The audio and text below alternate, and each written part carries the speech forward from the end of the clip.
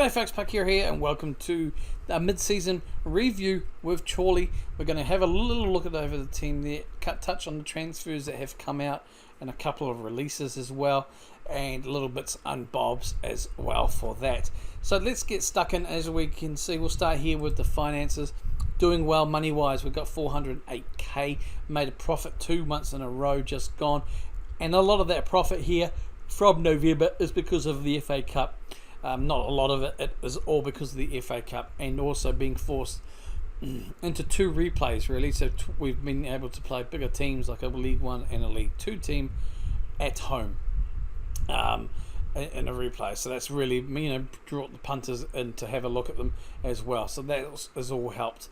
So it's been good. Obviously we're only about £72 over our wage budget, nothing to be worried about at all. So it's looking good financially, which is good. The projection for this is now a profit at the end of the season of 266k. Well, pretty much just that's what they'll reckon at the end of the season we'll have left. So hey, you can't complain with that, can you? If we're looking to the club vision, the club B is our overall rating. We have a look at our performance. So a B, the board are very pleased with my overall leadership of the team. Noticeable criticisms there. We've got a couple of things there, you're going to get those. Concerned about Alex Newby's recent performance and naughties as well. Maybe it's been a bit of a naughty main. But they're pleased with our 4-1 win over Maidenhead, our 2-0 FA Cup replay against Walsall, and of course they're happy with the level of support in the squad that they have. Overall, as a breakdown, that is a club vision B-. Pleased with the progress made to the club's vision. Matches, pleased with the results. Transfers, very pleased with the performance. Fans are happy with the transfers so far. Tactics, they're happy with the impact. Particularly pleased with the quality of pressing and recent displays, but a slight concern over the dubious quality of the passing, because the players have a dubious quality of passing, and the board are very pleased basically of the strong backing and support from the players. So that is a pretty good way to go. Can't complain, can ya? So let's go into the transfers. I want to have a look at these if we can, and we're going to have a look at the transfer history here. So James Hardy is a player I quickly flicked on for the Notts County game, and we'll touch on him again. Player on loan to us from Walsall. He plays as an attacking winger. 23-year-old, and he looks the goods. And not only does he look the goods, you see down here he is the goods. Average rating of 7.26. 7 goals, 6 assists from 17 appearances. Oh, mate, really is causing hassles for the opposition when he gets the ball when he plays. We're hopefully working on his crossing and dribbling, not directly because of the limited training abilities that we have as a part-time club. So that's all in the team performances really, for the training that we're trying to get all these players improved as best as I can. But it's good to see this dribbling is going up. But overall, physically, he can't complain really. Good pace about him, and he's got some good mental attributes there, especially his work rate, which helps. His passing is good, it really does help, and he's got a good bit of flair and determination about him there as well.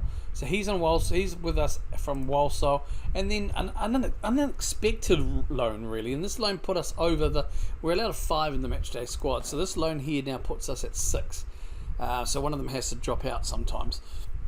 But Isaac Rice here, I was looking, when I found Hardy, I was looking at the same time for the left, and the left was slightly more of a priority.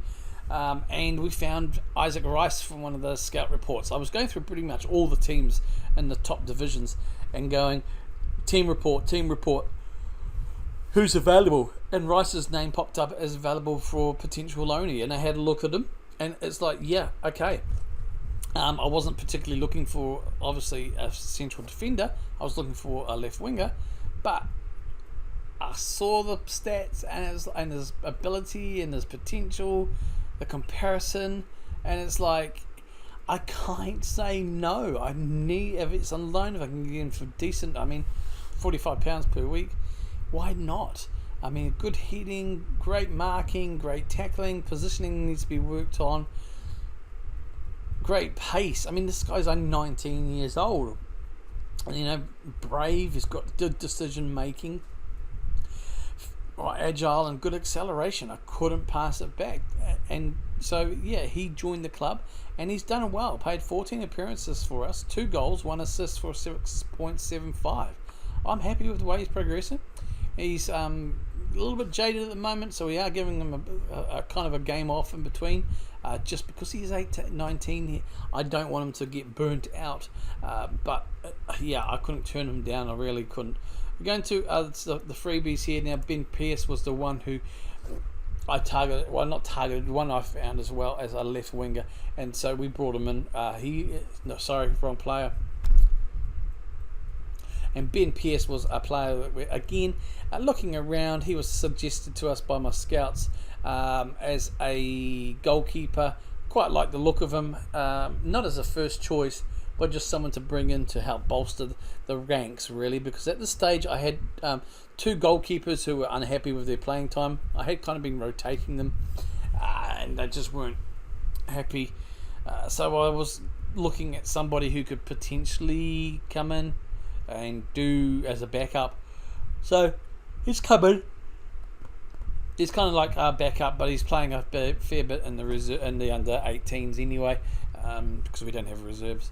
So yeah, and it cost me nothing. He's on a revolving contract anyway. Alice Hudson. Now he's the one we were scouted. He was recommended. I looked at him. I took the opportunity to bring him in on trial. He lasted a few days, and then we offered him a contract. 20-year-old winger on the left. Now, wingers on the left, as I mentioned, were kind of a need for us. He's only a 2-star ability, but his potential's 4-star, with a 5th-star blackened out, so potential is 5, really. And I really couldn't say no, because I compared him to the ones we had. And yes, there's some weaknesses that were against him, but a lot of the things were either equal to what we had or slightly better or better. And so I took him. He's going to cost me nothing. He's on a revolving contract. It's a fair cop. He's played 5 appearances for us, 1 goal for a 6.69. He's played fairly well. Again, he's only young, and he's only a 2-star potential at this stage. So he's got areas to improve, but he's got a good pace about him, and he can dribble, and he's got good technique with a little bit of flair. Obviously, if we have full-time training, I could do a bit more about the training, but at the moment he's just training as a basic left attacking midfielder and support. But we do play him as attack. So I'm pretty happy with Alice Hudson there. He does get the start thing nod most of the times there. And James Cook is just another one we kind of brought in here as a central defender. I just thought, yep, okay, 21, there's one potential for the future. Good pace about him, good natural fitness, good determination, and everything else is like 9s, 8s or 10s really. But a few of these are, in the reds, but they don't really come into the position he plays anyway. So I thought, yeah, why not? It's not cost me anything. He's in the reserves, a little bit of improvement, some sort of, potential maybe in the future there. Now there's a couple of players we do want to touch on here who were released. First one is Matt Callender. Playing wise, I was happy to keep him as a fullback, number 2 fullback on the right. What the issue was is he was a staff member as well, fitness coach. Now, I didn't want this because he was holding up a position within my staff that I could have get someone better. I offered him a contract, and he would only take a player staff contract. He wouldn't do a playing only, no matter what. So I offered him mutual termination. I think we paid about $1,500, and he went. I would have liked to have kept him on, as I said, as a player, but I just wasn't prepared to keep him on as a fitness coach and as well as a player, because I've got a general coach at this level. I'd prefer to get a general coach than a fitness coach, and now I can do that. It was just a shame that he had to go this way. He is on the shortlist, I believe, so I may look at bringing him back in, but I probably won't, because hopefully we're going to make some progress. But this one here was one I was definitely glad to get away with. Last couple of months we've had a lot of, the 2 goalkeepers I mentioned and this guy who were a little bit up to the about playing time. Now, this guy, I said, no, you're just going to have to be patient because and this is before we even brought in the guy we just looked at before. And it's like, well, you're not really doing it for me, mate. You've got good pace, and that's about it. Everything else was there. And as playing him as a left winger. So I kicked up the stink, went to the media. He missed training once, got the fine, and missed training yesterday, got the fine, and I mutually agreed termination with him, and he was like, yep, get me the hell out of here. So he's gone. Short by average rating. You can see that James Hardy here, like we touched on before, 21 appearances, 8 goals, 10 assists for 7.17. Beautiful. Marcus Carver. Now, my strikers, look at them. They're here. These are my strikers, my poacher and my target man. Marcus Carver, 16 appearances, 13 goals, 2 assists, 7.17. Massananka, 24 goal appearances, 11 goals, 4 assists, 7.15. I'm happy that between my strikers, we've got 24 goals. That's just my strikers. Now, I do play 2 up front, and it's working, and I'm happy with that. Carver is really great as a poacher. Massanka's only scored a goal in the last game for us, the first goal in a few games, but it's good. He's always been doing something, causing an issue anyway. So I'm really happy when it comes to those strikers, and both of them are in the average top there. Then we drop down to 6.93 for Alice Hudson. Again, who I said, that winger we brought in, 9 appearances, 3 goals, 1 assist. But if you look at his last 5 games, he's played at 7.02. We've got Bobby Camwa on loan. He's playing at a 6.86, but 7.32 for the last 5 games. We've got Callum McDonald, my left wing back, playing at a 6.82, but 6.9 for the last 5 games. You know, so we still last 5 is higher than his average rating, and then Rice here as well, 20 appearances, 2 goals, 2 assists, 6.81. And 6.78 for the last 5 games. Still pretty good for an 19-year-old central defender. Okay, you may say my loanies are taking up the space, but at this level, and I look at loanies to help, and they are doing, because usually it's cheaper. Usually it's easier than trying to find a decent freebie, and it buys you time. So this is what we got, and we've got Matt Irwin here, my goalkeeper, 22 appearances, 6.75. O'Brien 6.78 from 11 appearances, but he's moaning and groaning because he again wanted first team games. Said, no mate, you're the number 2, deal with it. Now I want to touch on Juanito Lopez before we go. 17 appearances, 4 goals, 2 assists, 6.78 average rating. Technically my 6th, even though he's not, but technically my 6th loanee, and I say that because he's the one who gets sacrificed to make the space if we need to play all 5 loanies. I'm not overly impressed. The stats look good, the dribbling, the finishing, the heading, the pace, the technique, things like that, they all look good, you know, the determination, decision making, flair, but it doesn't transpire on the pitch anymore. Early doors, it was pretty exciting. He was getting it, but it just doesn't work in that target man system. As a poacher, he's just not getting the opportunities. He's just not getting in the right spaces. So he's happy to be a squad player. So he is going to be the squad player. He is a squad player. I was looking at terminating his loan, but because he's happy with just being a squad player now, and I will keep him. I honestly don't think we could terminate the loan anyway, because we are under a transfer embargo until the takeover that is apparently in the works, the board takeover, is completed. So I'm hoping it's done sometime soon in January, so we can probably look at bringing a little bit more strength of depth in, but who knows. But that's the squad there. I mean, like you said, pretty damn good. If we look at the assists here, we can see 9, 6, 4. Now, if these stats keep going, if the things keep going the way they are, mid-season, I'll be very, very happy with how we turn out. There's some players here who are already marked to set for release, who won't be around next season as well. So that is, pretty much these guys, the old geezers who like Dobbs, for example, Chris Hollerund, their players already told Jake Cotterill that they're not going to be here next season. Now, if you look at the schedule, you would have last seen us live comp with the Gillingham game where I had the issues with the recording, which is now has been fixed. And the replay here, which was a penalty shootout 1-1 draw replay, gut-wrenching that they equalised in the 88th minute there. We were going through, ladies and gentlemen, and you know what? We would have been away to Southampton. Oh, that would have been the money. That would have really set us up. But it wasn't to be. But anyway, it is what it is. I actually posted that as a little flash at the end of this live com here. And I think the Lancashire lad by now should have tweeted out that anyway. So make sure you do follow him at Lancashire lad 14 on Twitter. He's going to be giving you some little peeky boos and insights, I think. But yeah, I'm not going to go into too much details here. You can see what they were. A little bit of uppity and downy. Bournemouth was a really good win for us. We needed this as a bounce back, really. Harrogate, we should have won or done better, but I think there was a hangover just from the fixtures, to be frank with you.